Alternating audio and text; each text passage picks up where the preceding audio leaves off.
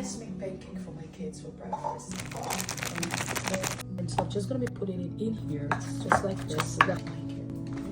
Oil, 2 eggs, a little milk. Let's see how I do it.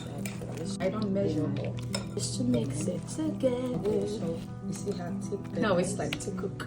Air fryer for that. Okay, so that's I use my air fryer for my base.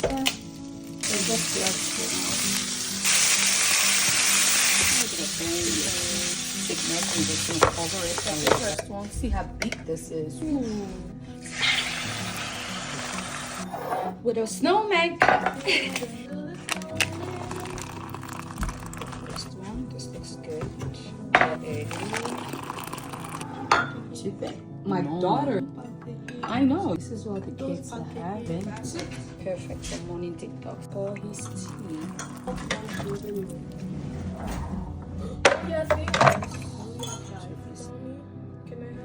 So I'm done with my husband's meals. I made toast, sausage, bacon, egg, some drink, and my favorite tea. After finish eating, he's gonna be having this tea. Let's go give him his food. Dishes for me. I'm not doing it, my daughter is doing it.